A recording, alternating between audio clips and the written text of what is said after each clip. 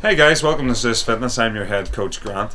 Today I'm going to address an issue that is brought up to me every day by clients, and it's been a reoccurring issue from the guys out there watching our YouTube videos. It's a big factor. It's called the diet. The diet is essential to get it down to a T in order for you to get your results, to get you to where you want to be fitness wise. A lot of people think they have reasonably healthy diets and are getting the right stuff from the intake that they get every day, but let me tell you something guys, the majority of people are wrong. A lot of people are eating foods that are carb based, they're not getting enough proteins, they're not getting enough fats in their diet, and are not giving themselves the right fuel for your body to function the way it's meant to. Let me give you an example of the ideal sort of day that I would have if I was on a strict diet. Start the day, you should be hungry when you wake up in the morning because you shouldn't have overeaten the night before.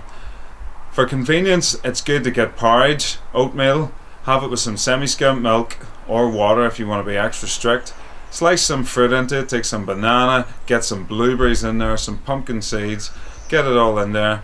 Maybe put a little bit of honey, a drizzle of honey on there, but not too much. Again, sugar is not going to be your friend when it comes to getting in the shape you want to. Have that, but where's the protein in that? There's not much. So make up a protein shake, whisk it up, have the protein. In that meal you're getting a good amount of carbs, you're getting a good amount of protein, and you're getting some fats in there too. And each meal should contain a good amount of protein, carbs and fats. Grant, could I just ask a question for people out there obviously who are taking Frosties, cornflakes and any meals like that? Are they absolute no-nos, and if so, could you explain why? To be honest, porridge is the best start in my opinion. It gives you a slow release of carbs throughout the day, so it gives slow release of energy, therefore it's a good start to the day. It gives you the fuel you need that's going to last you to your second meal later on the day. Those cereals that you spoke of, Frosties, things like that, one of the main ingredients is sugar, which is a big no-no. Sugar is going to pile that body fat on you in no time, and you're not going to be overly full after eating it. You're going to be pretty hungry in no time, and there's not much protein or anything in there either. So that would be the ideal start for me, as I said, would be a good bowl of oatmeal or porridge in the morning. As when we get into sort of mid-morning snack, then that's a time that people usually forget about, or else they reach for a muffin or coffee instead, something like that. Try and keep your body relatively fueled throughout the day without ever getting hungry and without getting ever really sort of tired or stuffed throughout the day. So what I would suggest is a couple of natural oat cakes, a little lick of organic peanut butter over the top, maybe have it with a banana. Again, you're getting carbs, you're getting protein, you're getting good fats in there. It's a good little snack to keep you ticking over until lunchtime. One of the key things when you're dieting is to be prepared for the next day.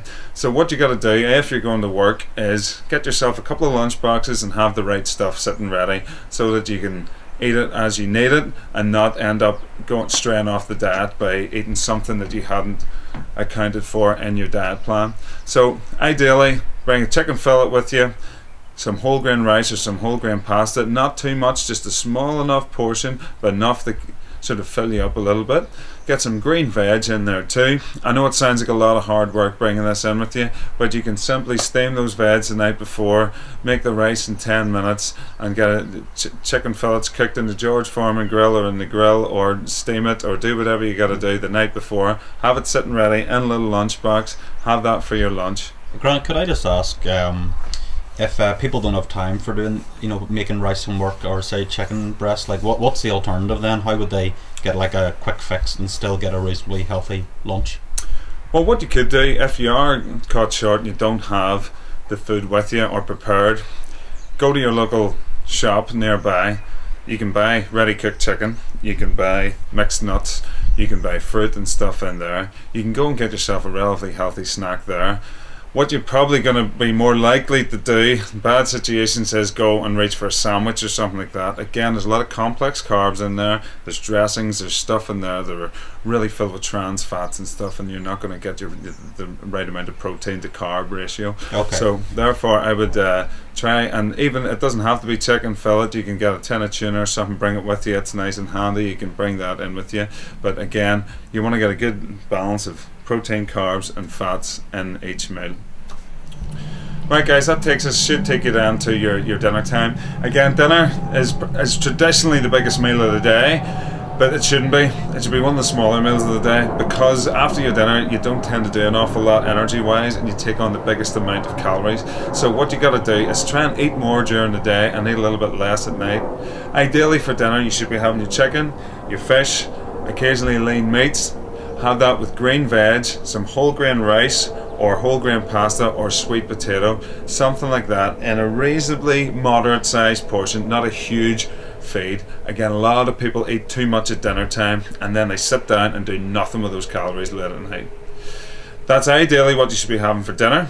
Then you're going to get into the evening time, is when we get our hungriest. That's not real hunger, guys. That's getting boredom and greed, is when you go back and forward to the fridge. You got to have stuff there prepared to nibble on should you need it.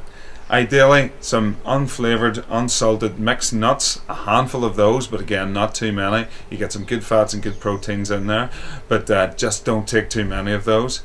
Alternatively, you can have go back, get little bits of chicken, things like that to snack on at night, but try not to take too much carbs on board, because if you take those carbs and you do nothing with them, they can be stored as fat.